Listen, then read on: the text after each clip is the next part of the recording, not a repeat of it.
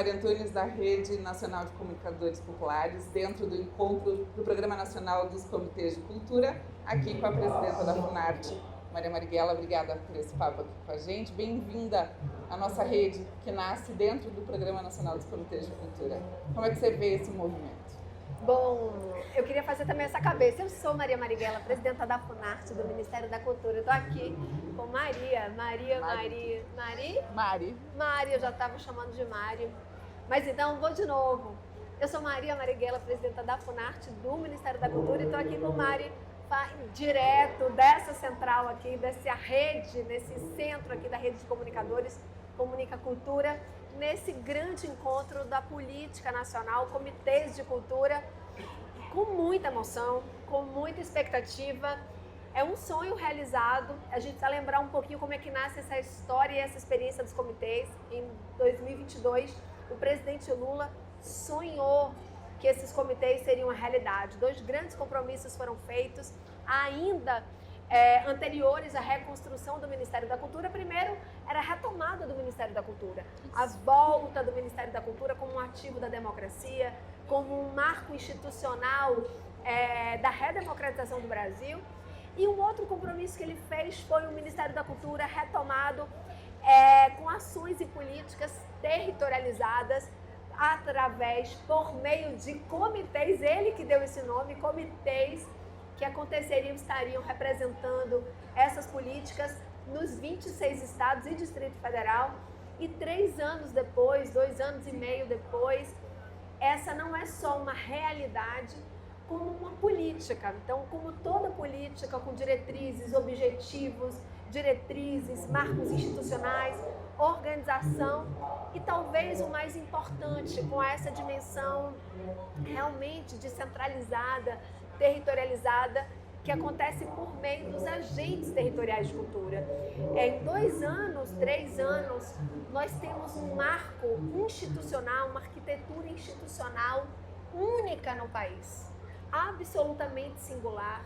O Brasil tem hoje um Sistema Nacional de Cultura, o Brasil tem hoje uma política nacional de cultura, um plano nacional de cultura que será entregue amanhã pelo presidente Lula, pela ministra Margarete Menezes ao Congresso Nacional, a retomada das conferências nacionais de cultura, espaço institucional de participação social em que nasce o plano, a organização do plano, um marco regulatório do fomento, dizendo que no Brasil o financiamento à cultura ela precisa de uma legislação própria, de um marco próprio. A cultura não pode ser financiada e fomentada por meio de instrumentos gerais, e nós temos e teremos um instrumento próprio. E temos, portanto, esse programa e essa política dos comitês que organizam transversalmente essa arquitetura institucional direto no território, direto com a população, direto com a sociedade civil. Então, o Brasil está vivendo a materialização de um sonho, de uma utopia, de um desejo, de uma organização que agora será animada por política pública que transforma essa arquitetura numa experiência concreta, real, material e viva. Então, serão 3 dias de encontro, 3, 4 dias de encontros para justamente nutrir, preencher, investir de imaginação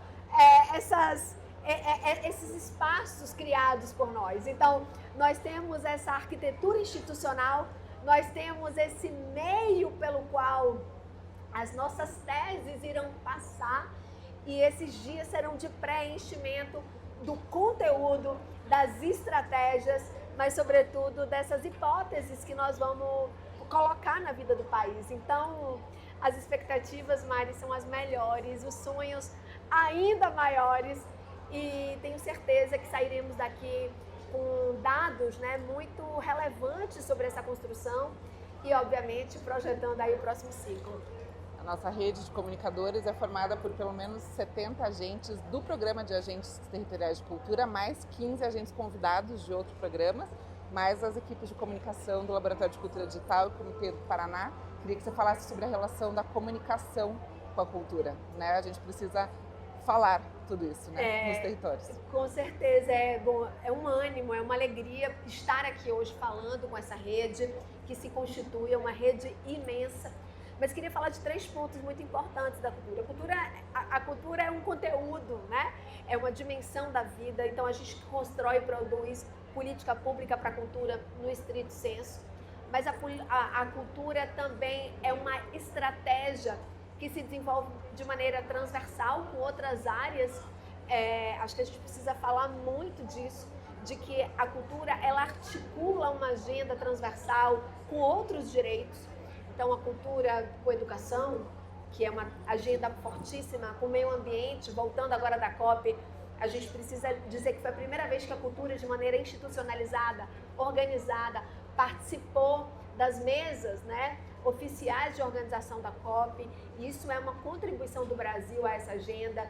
A gente tem que falar da cultura com a agenda de gênero, com a agenda racial, com agendas como a saúde, a habitação, direito à cidade.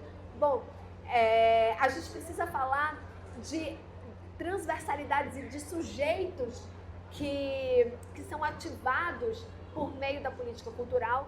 E estou dando essa volta para falar justamente de que não existe uma política cultural forte sem a comunicação e também não existe comunicação sem o ativo da construção de repertórios da cultura. Portanto, é um binômio radical, fundamental, em vários níveis. Então, a comunicação, ela tem diversas dimensões. Eu diria, por exemplo, Mari, da dimensão de letramento. A gente fala muito pouco sobre essa questão do letramento, sobre práticas políticas, repertórios. Ela tem um papel, por óbvio, de dar publicidade, divulgação, alcance, escala. Mas a gente tem falado da comunicação na dimensão de uma disputa política, de narrativas, de percepções, de produzir, por exemplo, memória, de produzir sentido, de inscrever um ambiente da reflexão, de um campo da liberdade.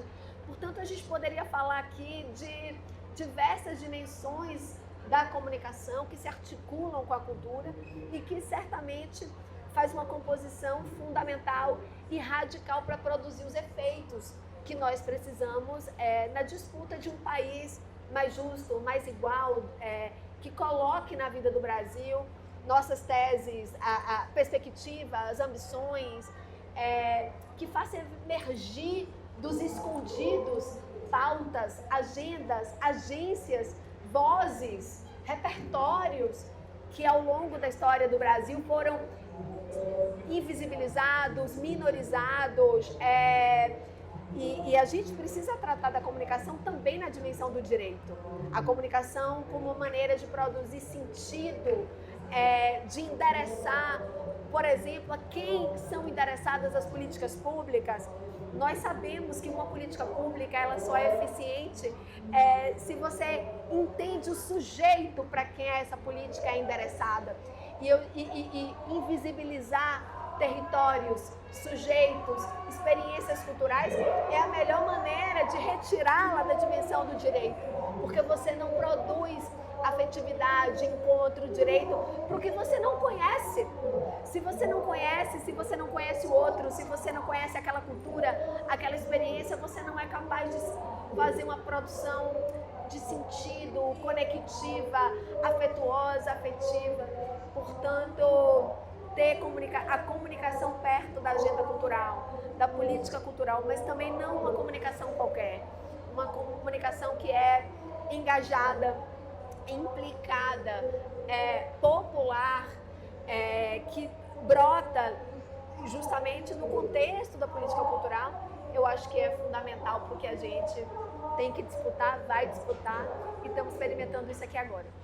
É isso, obrigada pelo papo com a gente. A Rede Comunica Cultura, presente no Encontro Nacional do Programa dos Comitês de Cultura. Daqui a pouco a gente segue com a nossa programação.